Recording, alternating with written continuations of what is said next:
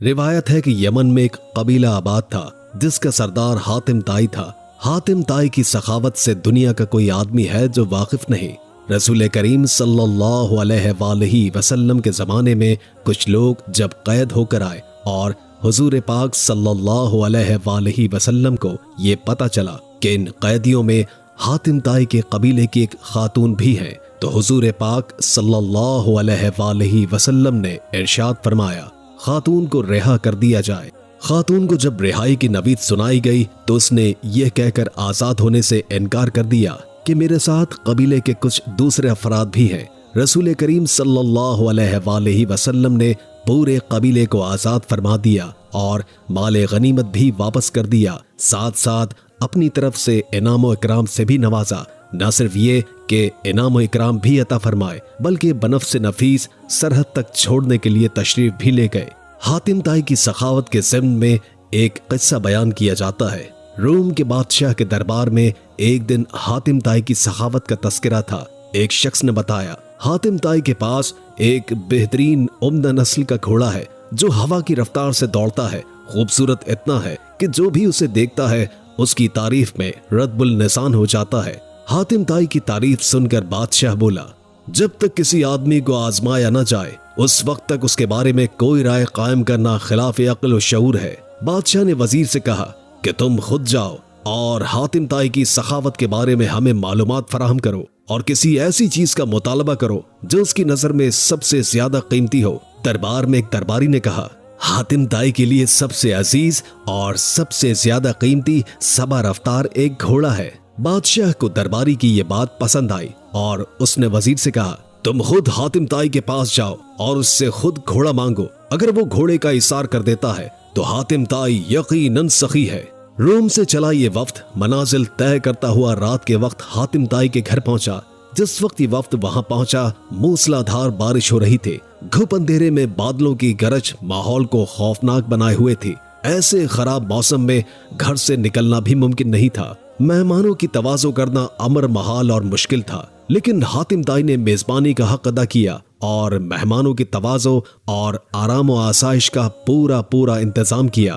دستر پر لذیذ بھنا ہوا گوشت کھا کر مہمان خوش ہوئے اور انہوں نے اپنے اندر سفر کی تکان کی جگہ توانائی محسوس کی اور گہری نیند سو گئے۔ صبح کے وقت بارش تھم چکی تھی، فضا گرد و غبار سے صاف تھی، درخت دھلے ہوئے تھے، ہوا خنک آلود اور دل خوشکن تھا۔ ایسا لگتا تھا کہ آکسیجن گھوٹ گھوٹ اندر اتر رہی ہے۔ ناشتے کے دوران وزیر نے مہمان نوازی اور اظہار تشکر کرنے کے بعد اپنے آنے کا مقصد بیان کیا۔ کہا ہمارے بادشاہ کو آپ کے گھوڑے کے بارے میں کچھ بتایا گیا ہے۔ گھوڑے کی تعریف سن کر بادشاہ چاہتا ہے کہ آپ اپنا گھوڑا بادشاہ کی خدمت میں نذر کر دیں۔ وزیر کی بات سن کر حاتم افسوس کے ساتھ ہاتھ ملنے لگا اور بہت افسردہ ہو کر بولا اگر آپ گھوڑا لینے ہی آئے تھے تو یہ بات آتے ہی مجھے بتا دینی چاہیے تھی، لیکن اب میں مجبور ہوں اس لیے کہ میرا پیارا گھوڑا اب اس دنیا میں نہیں ہے۔ آپ کو پتا ہے کہ پوری رات طوفانی بارش برستی رہی، میرے لیے یہ ممکن نہ تھا کہ چراگاہ یا گاؤں گوٹ سے ضیافت کے لیے کوئی جانور منگوا سکتا، لہٰذا میں نے گھوڑے کو ذبح کر دیا اور اس کا بھنا ہوا گوشت دسترخوان کی زینت بن گیا۔ وزیر حاتم طائی کی یہ بات سن کر حیران رہ گیا۔ بادشاہ کو جب سارا واقعہ بیان کیا گیا تو اس نے بھی حاتم طائی کی سخاوت کی تعریف کی۔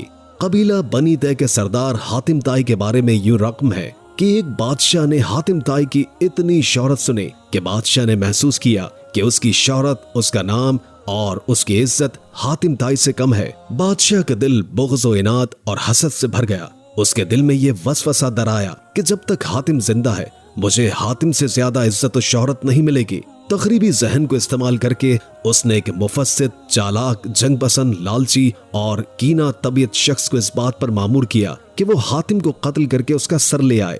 دہشت گرد کرائے کا قاتل یہ بے رحم شخص اپنے ترکش کو تیروں سے بھر کر اور تیز دھار تلواروں کو میان میں رکھ کر اس ملک کی طرف روانہ ہو گیا جہاں حاتم طائی رہتا تھا۔ حاتم طائی کے علاقے میں پہنچ کر اس شخص کی ایک خوش گفتار، خوش مزاج اور پرسکون شخص سے ملاقات ہوئی۔ یہ شخص کرائے کے قاتل کو مسافر سمجھ کر اپنے گھر لے گیا اور ایسی پیار اور خلوص سے اس کی تواضع کی کہ کرائے کا قاتل اس کا گرویدہ ہو گیا۔ دوسرے دن مہمان نے جب رخصت ہونا چاہا تو خوش گفتار اور خوش اخلاق میزبان نے اصرار کیا کہ مہمان ابھی چند روز اور قیام کرے اور مزید خدمت کرنے کا موقع دے۔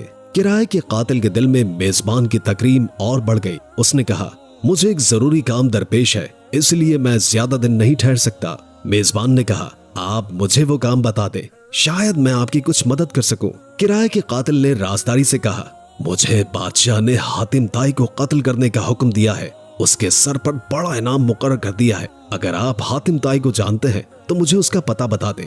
یہ سن کر میزبان مسکرایا اور خندہ پیشانی کے ساتھ جھک کر کہا، میں ہی حاتم طائی ہوں، آپ اپنا کام شوق سے پورا کر سکتے ہیں، کیونکہ اگر یہ کام اسی وقت نہ ہوا تو لوگ مزاحمت کریں گے اور آپ انعام سے محروم رہ جائیں گے۔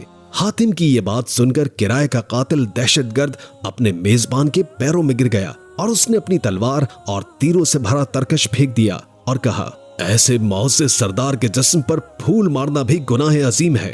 سخاوت کے بارے میں ایک مجلس میں حضور قلندر بابا اولیاء رحمت اللہ تعالی علیہ نے فرمایا، ایک شخص رسول کریم صلی اللہ علیہ وآلہ وسلم کی خدمت اقدس میں حاضر ہوا۔ اس نے عرض کیا، یا رسول اللہ صلی اللہ علیہ وآلہ وسلم، مجھے شہد چاہیے۔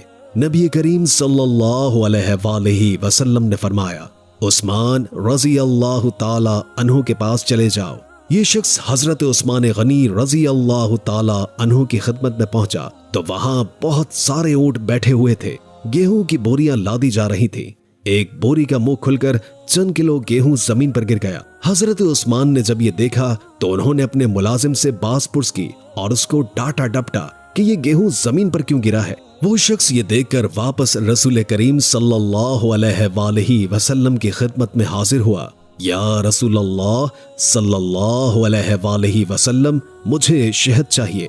حضور نبی کریم صلی اللہ علیہ وآلہ وسلم نے پھر یہی ارشاد فرمایا، عثمان کے پاس چلے جاؤ۔ اس نے ساری رودات سنا دی۔ رسول کریم صلی اللہ علیہ وآلہ وسلم نے فرمایا، تم جاؤ تو صحیح، تم جا کر شہد مانگو تو صحیح۔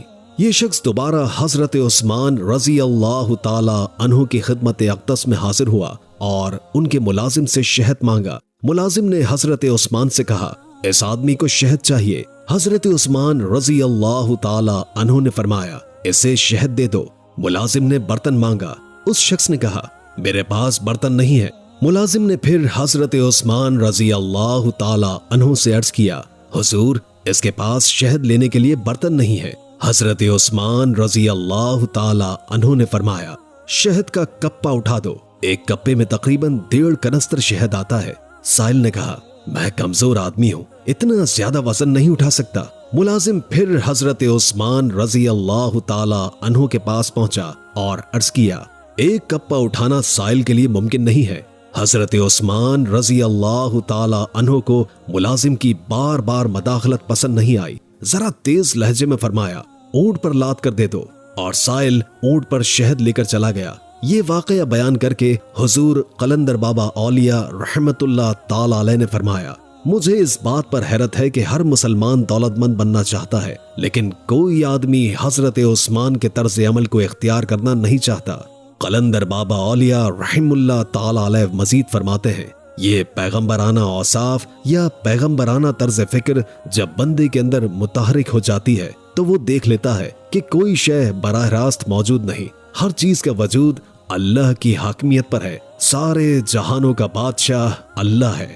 انسان جس طرز فکر کو حاصل کرنا چاہتا ہے تو شرط یہ ہے کہ اس طرز فکر کے حامل لوگوں کی قربت میسر آ جائے۔ مگر ہم شیطان کی قربت کے کوگر ہیں تو شیطان کے اوصاف پسند کریں گے، اور اگر ہم رحمان کے قریب ہونا چاہیں تو رحمان کی صفات اختیار کریں۔ شیطان دوری، تعصب، حقارت، کبر و نخوت اور خودنمائی کا پیکر ہے۔ رحمان محبت و ایثار و خلوص، عفو و درگزر، سخاوت اور خدمت خلق کا نوری تمثل ہے۔ اگر آپ اللہ یعنی اپنے خالق سے متعارف ہو کر اس کی قربت اختیار کر کے کائنات میں ممتاز ہونا چاہتے ہیں تو اللہ کی مخلوق کی خدمت کیجیے۔ بلا شبہ محبت رکھنے والے لوگ اللہ کے دوست ہوتے ہیں، اور دوست پر دوست کی ہمیشہ نوازشات ہوتی ہیں۔ امید ہے کہ آج کی ویڈیو آپ کو کافی معلوماتی لگی ہوگی اور اس سے بہت کچھ جاننے کو ملا ہوگا۔ अगर वीडियो अच्छी लगी हो तो लाइक करके हमारे चैनल को सब्सक्राइब कर दें और कमेंट बॉक्स में कमेंट करके अपनी आरा से भी आगाह कीजिए और बेल आइकॉन को क्लिक कर दें ताकि हमारी नई आने वाली वीडियोस का आपको पता चलता रहे। अगर जिंदगी रही तो एक और वीडियो के साथ इंशाअल्लाह हाजिर होंगे। अभी हमें इजाजत दीजिए। अल्लाह हाफिज।